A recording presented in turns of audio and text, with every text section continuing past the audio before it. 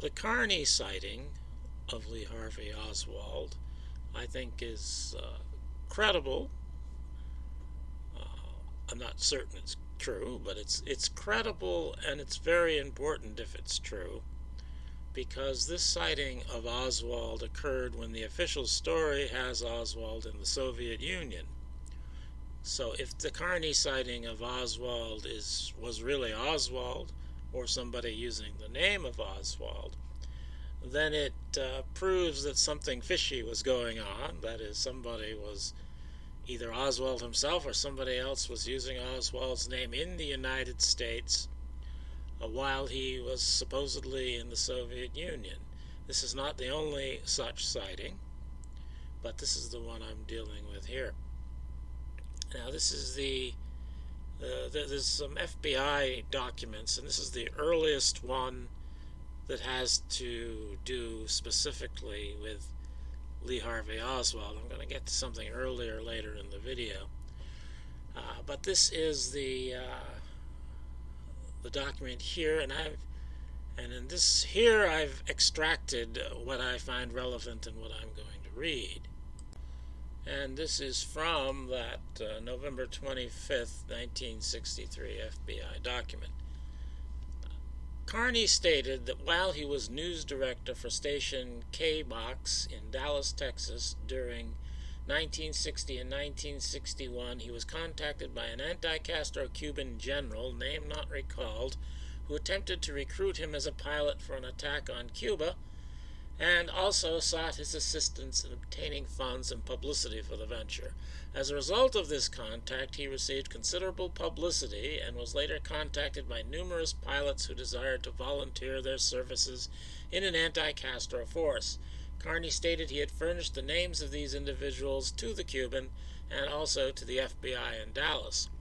Subsequent to this contact, he was contacted by an individual he believes to have been Lee Harvey Oswald in the latter part of 1960 or early part of 1961. This individual attempted to obtain the names of the volunteers and expressed pro-Castro sympathies to Carney in an effort to convince him that Castro was right. Carney refused to furnish the information to the individual and referred him to the FBI. He had explained to this individual that he had been in jail in Havana in December 1959 and was personally aware of the true conditions in Cuba under Castro. Carney was contacted several times by this same individual during the following months, but he refused at all times to divulge the information requested.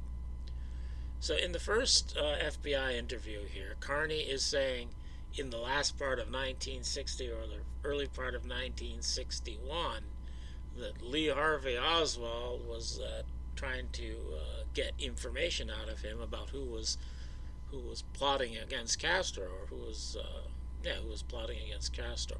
Now, this time period that he's talking about, if it's correct, would be prior to the Bay of Pigs invasion.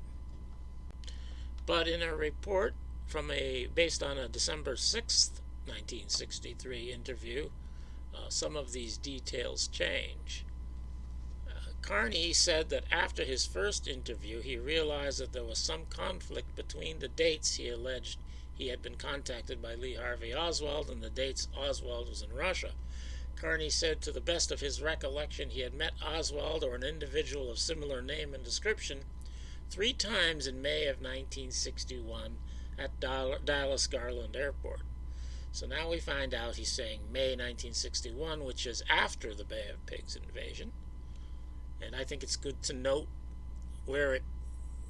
exactly when this happens, because if Oswald is not in Russia and doing other things, I think it's important to keep the timeline clear. And he also says where this happened, at Dallas Garland Airport. Carney said that these meetings were recalled to mind by him during the telecast concerning the assassination of the late President Kennedy. He said he thought he recognized the name and photographs of Oswald as possibly the pro-Castro individual who had, while he was director of station KBOX Dallas, contacted him to determine details of his alleged underground Air Force recruitment of anti-Castro Cubans. Carney emphasized that he could not positively identify the individual as Oswald, and the fact that Oswald was in Russia from October 1959 to June 1962 would certainly cause considerable doubt that the two individuals were identical. So here Carney is starting to retreat from his story because the official story is Oswald was in Russia, not because his memory has changed or anything like that, but because Oswald was supposed to have been in Russia. He could give no specific description of Oswald and pointed out that 2.5 years have elapsed since the 3 meetings took place with this individual at Hangar Number 1 at Dallas Garland Airport. Carney said that the meetings were held in the K-Box news car and all took place within a period of 7 or 9 days during May of 1961. The only other contacts he had with this individual were telephone calls over the next 2 or 3 months, during which time this individual attempted to solicit names and information concerning individuals who had contacted him as a result of a news story on Station K-Box. This story included a discussion by an anti-Castro Cuban general relative to activities and events in Cuba.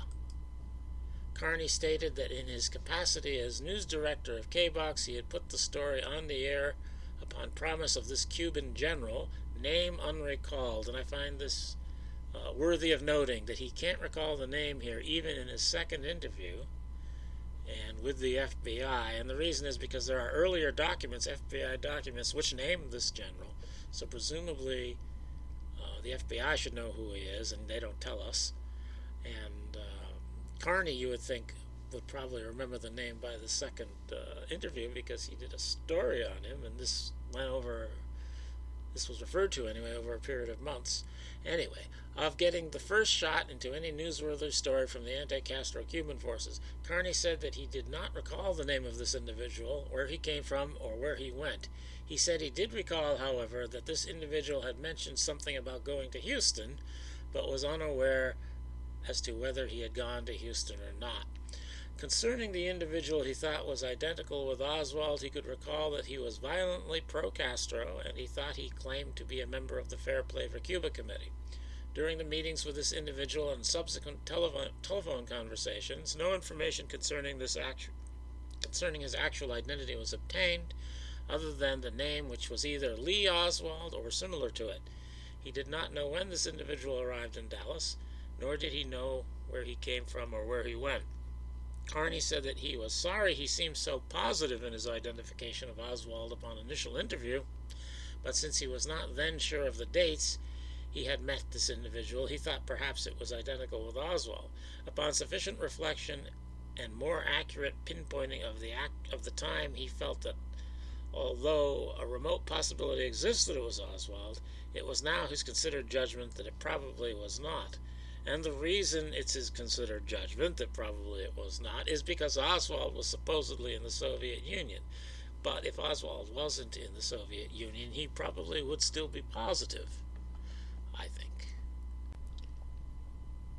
I referred to some earlier FBI reports earlier in the video from 1961. The only reason I know about those is because of this article here by a Christopher Courtwright in a Lancer publication. And I'm tempted to read some of what he wrote here, but I'm going to skip anything here that doesn't directly refer to the 1961 statements, because the author constructs a narrative where he's obviously using information from somewhere. He doesn't say where it's from. So I don't want to read that part. So I'm going to go right to the part where it says Carney's 1961 statement, and he's also got the name spelled differently here. It's an AY on the end instead of an EY. Okay, I've decided I'm not going to read this. I'll put it on the screen there. You can stop the video and read it if you want to. But it doesn't deal directly with the Oswald sighting, because at this time in 1961 he probably didn't even know about Oswald. But it shows that he has had a very extensive interview with the FBI prior to the 1963 documents. So the FBI, as an organization at least, should be well informed about what he's talking about absent the Oswald reference. But when you read the 1963 reports, it's as if they've never heard of this guy before, Carney, when they have heard of him before. Maybe the interviewing agents haven't, but the FBI has. And by the second interview with Carney, I would think that the FBI agents themselves who were interviewing him would have been informed of the 1961 material. All right, there is a part I'm going to read from the article here, because he does give a footnote, and he says this information comes from a July 21st, 1961 FBI report. While in K-Box in Dallas in May 1961, Carney was introduced by Tom Matz of radio station KVIL to Charlie Waters. In the aftermath of the Bay of Pigs debacle, Waters claimed to be in Dallas recruiting pilots and guerrilla forces for another possible Cuban invasion and for flying harassment raids over Havana.